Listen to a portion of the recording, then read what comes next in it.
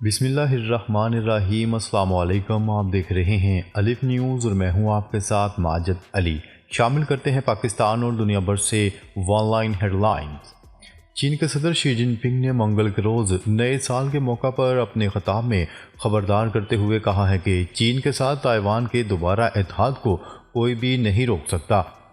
چینی صدر شی جن پنگ کے اس بیان کو تائیوان کی آزاد اور علیحدگی پسند قیادت کے لیے ایک دھمکی کے طور پر دیکھا جا رہا ہے۔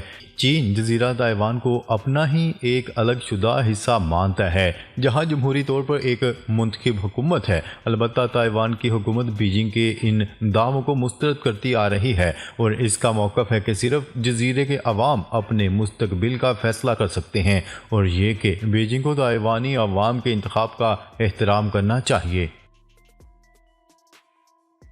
حماس کے لیے بہتر ہے جلد یرغمالیوں کو رہا کر دیں، ڈونلڈ ٹرمپ نے خبردار کر دیا۔ نومنتخب امریکی صدر ڈونلڈ ٹرمپ نے ایک بار پھر حماس پر یرغمالیوں کی رہائی کے لیے دباؤ ڈالنا شروع کر دیا۔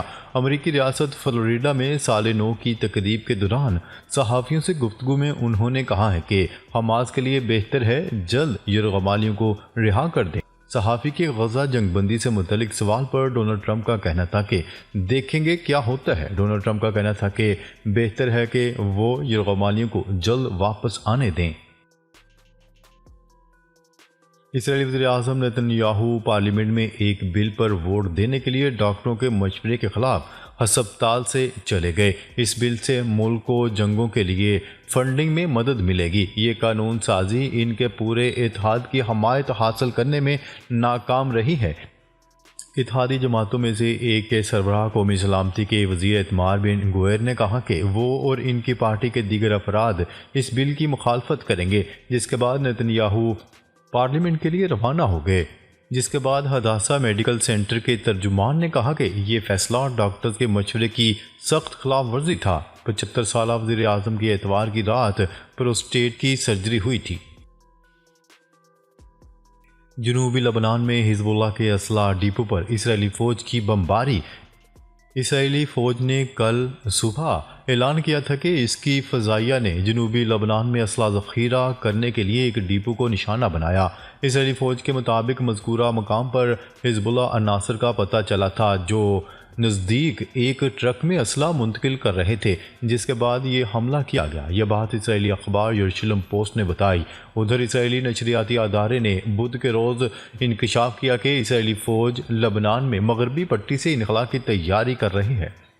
یہ پیش رفت امریکی نگرانی کے ساتھ رابطہ کاری سے ہوئی۔ نشریاتی ادارے کے مطابق اسرائیلی فوج نے ہر اسرائیلی بستی کے سامنے فوجی ٹھکانے قائم کرنے کا فیصلہ کیا ہے۔ ترکیہ سے شام انسانی امداد کی ترسیل بلا روک ٹوک جاری۔ امدادی امور کے لیے اقوام متحدہ کے رابطہ دفتر نے بتایا کہ ترکیہ سے شمال مغربی شام میں انسانی امداد کی ترسیل بلا روک ٹوک جاری ہے۔ گزشتہ روز عالمی پروگرام برائے خوراک کے 21 امدادی ٹرک 500 میٹرک ٹن خوراک لے کر شام پہنچے۔ یہ خوراک 1,75,000 لوگوں میں تقسیم کی جائے گی۔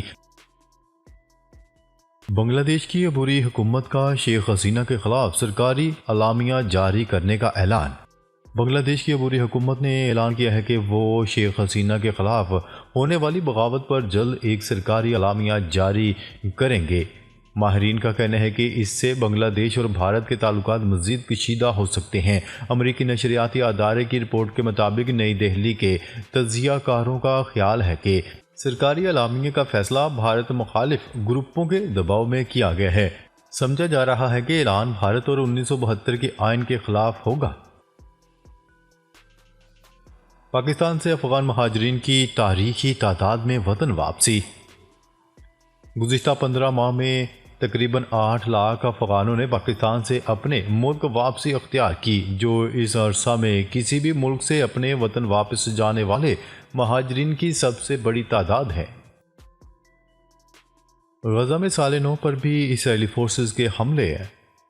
غزہ میں جبالیہ اور بریج کیمپ پر اسرائیلی فورسز کے تازہ حملوں میں 10 فلسطینی شہید ہو گئے۔ شدید بارش سے غزہ کے سینکڑوں عارضی شیلٹر بھی زیر آب آ گئے۔ اقوام متحدہ کے مطابق خان یونس میں 100 سے زائد خیمے پانی میں ڈوب چکے ہیں، جبکہ اسرائیل نے غزہ کی پٹی میں پناہ گاہوں کے سامان کی فراہمی بھی روک دی۔ خیال رہے کہ گزشتہ ہفتے سردی سے 6 بچوں سمیت 7 فلسطینی شہید ہو چکے ہیں۔ اقوام متحدہ کا کہنا ہے کہ غزہ کے ہسپتالوں پر اسرائیلی حملوں نے صحت کے نظام کو مکمل تباہی کے دہانے پر دھکیل دیا ہے۔ ٹرمپ کابینہ کے ممکنہ افراد کو سوشل میڈیا پر بیانات سے روک دیا گیا۔ امریکہ کے نومنتخب صدر ڈونلڈ ٹرمپ کی نئی کابینہ میں ممکنہ طور پر شامل کیے جانے والے افراد کو خبردار کیا گیا ہے کہ وہ اپنے ناموں کی توثیق سے پہلے سوشل میڈیا پر بیانات نہ دیں۔ نومنتخب امریکی صدر ڈونلڈ ٹرمپ کی کابینہ کے افراد کی توثیق کا عمل اگلے ہفتے سے شروع ہوگا۔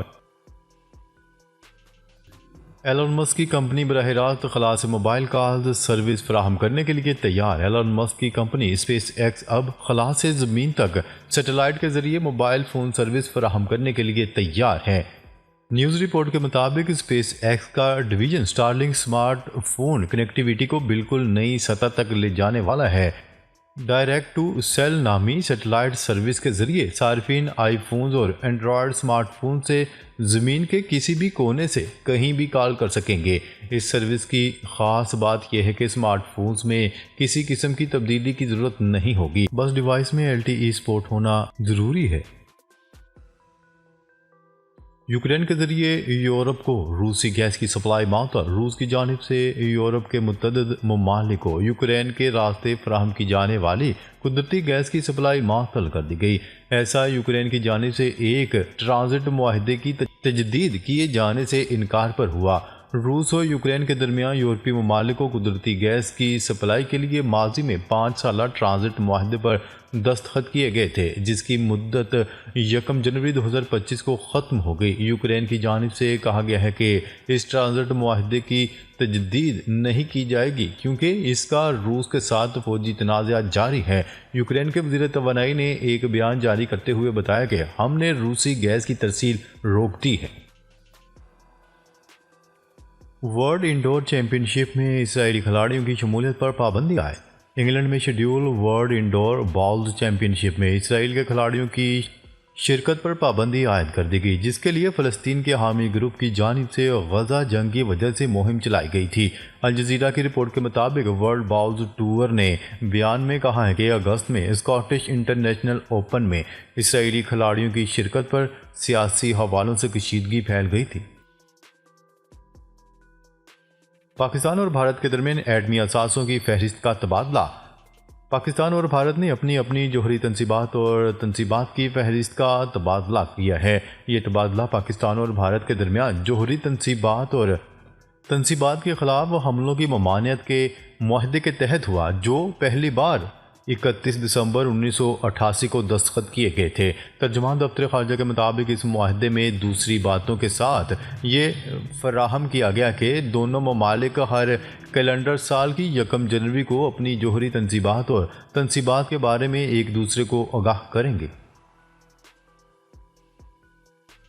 اسرائیل غزہ میں صحت کی سہولیات کو منظم انداز میں روک رہا ہے۔ اقوام متحدہ کا کہنا ہے کہ اسرائیل اپنے وحشیانہ حملوں کے ذریعے غزہ میں صحت کی سہولیات اور انسانی بنیاد پر ہنگامی امداد تک لوگوں کی رسائی کو منظم انداز میں روک رہا ہے۔ غیر ملکی خبرساں ادارے کی رپورٹ کے مطابق عالمی ادارہ برائے صحت کے ڈائریکٹر نے شمالی غزہ کے ہسپتال کمال عدوان ہاسپٹل کے حوالے سے گزشتہ روز اپنے بیان میں کہا تھا کہ یہ ہسپتال اس وقت کسی قسم کی طبی سہولیات فراہم کرنے کے قابل نہیں رہا۔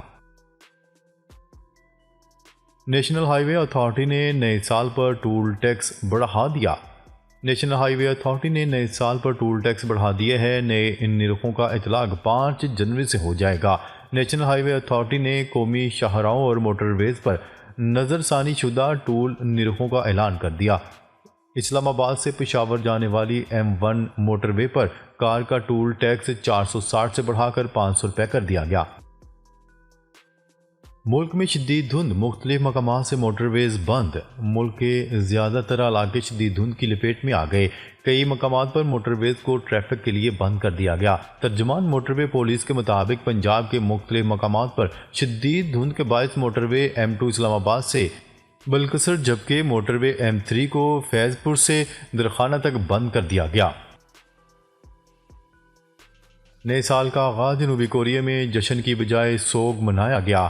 نئے سال 2025 کو پاکستان سمیت دنیا بھر میں خوش آمدید کہا گیا، تاہم ایک ایسا ملک بھی ہے جہاں جشن کی بجائے سوگ منایا گیا۔ نئے سال کی آمد پر جنوبی کوریا وہ ملک تھا جہاں نئے سال کا جشن روایتی جوش و خروش سے نہیں منایا گیا، بلکہ طیارہ حادثے کے باعث ملک میں سوگ رہا۔ یونان کشتی حادثہ، مزید 4 پاکستانیوں کی لاشیں مل گئیں۔ یونان میں پیش آنے والے کشتی حادثے میں لاپتہ پاکستانیوں کے حوالے سے افسوسناک خبر سامنے آ گئی۔ FIA کے مطابق یونان کشتی حادثے میں جام حق مزید 4 پاکستانیوں کی لاشیں مل گئی ہیں، جس کے بعد پاکستانیوں کی لاشوں کی تعداد 9 ہو گئی ہے۔ ناظرین، اب تک کے لیے اتنا ہی۔ مزید خبریں لے کر بہت جلد آپ کی خدمت میں حاضر ہوں گے، تب تک کے لیے اپنا خیال رکھیے گا۔ اللہ نگہبان۔